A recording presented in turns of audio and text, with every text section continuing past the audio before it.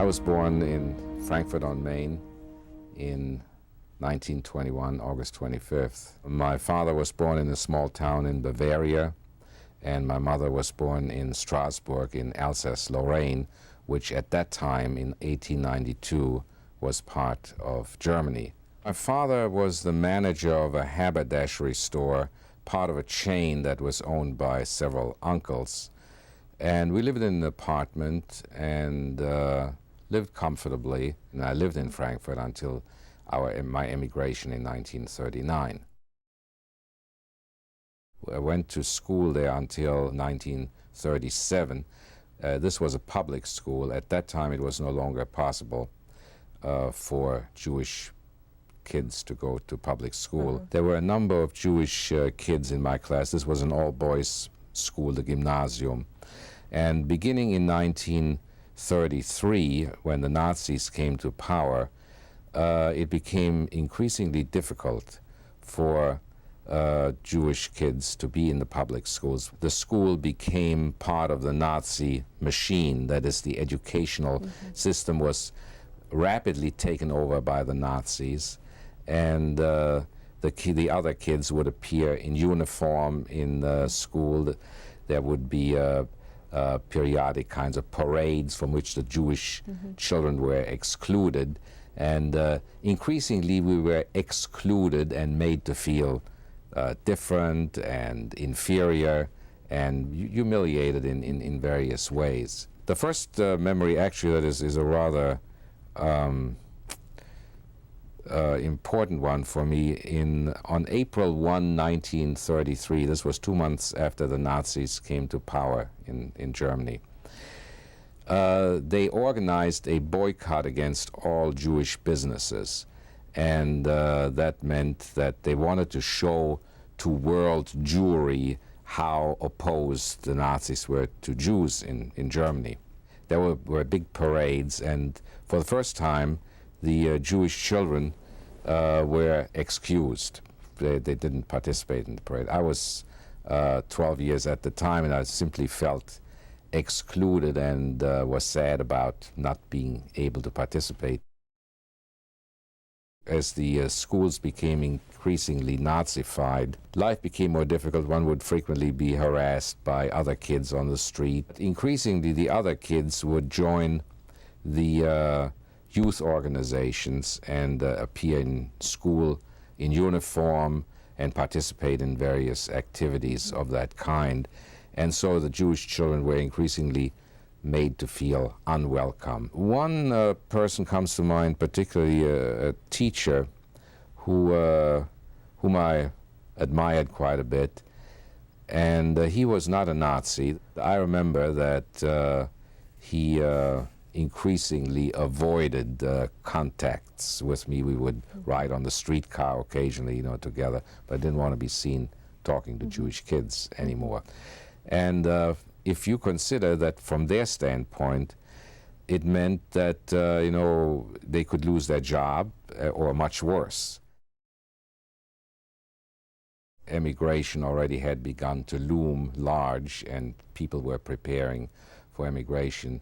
And so it was common for people to want to learn something that they could use as a trade or as a skill abroad.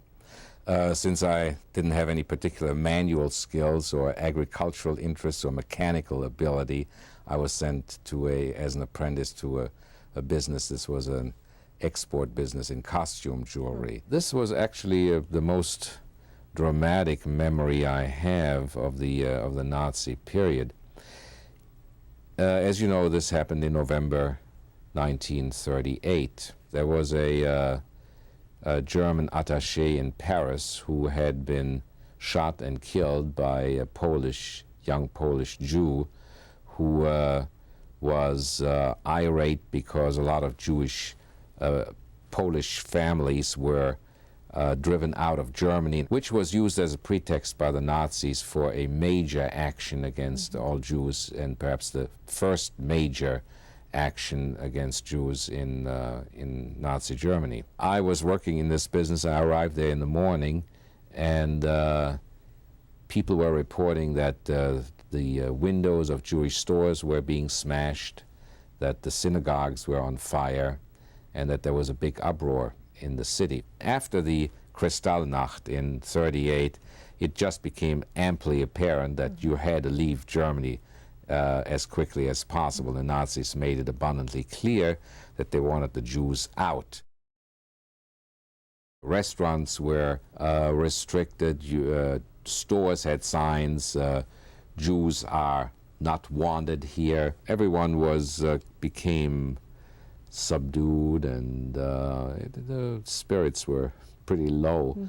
And emigration, of course, was the topic that everybody talked about, including what kind of a registration number you had with the American consulate in Stuttgart, which issued the visas. The decision was made increasingly easy because of the difficulties that my mother encountered. She had become the owner of a haberdashery store comparable to the one in which my father had worked. Usually around Christmas time, there would be some SR men in uniform appear in front of the store, stand there, and try to prevent people from entering and say, "Don't buy from Jews." And across the street on a balcony where there was another store, there were men with cameras, and they threatened to take pictures of people who bought in these Jewish stores.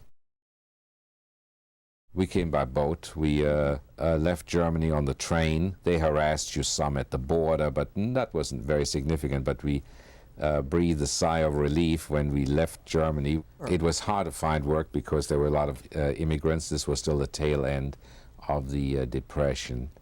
And so I pounded the pavement for several weeks. I was able to get this job. Worked there as a bookkeeper for a year. Started at $11 a week and rose to $13, then $15, and then $17. They asked me would I move to Washington at the munificent salary of $20 a week. And since I had no reason not to, I accepted that. We didn't get any government aid or student loans or anything like that. But the opportunities, just being able to go to school at night and holding down a job during the day and advancing oneself, acquiring an education, which wouldn't have been possible probably in Germany in the same way, even under more favorable circumstances. I always been very appreciative of these opportunities that presented themselves to us.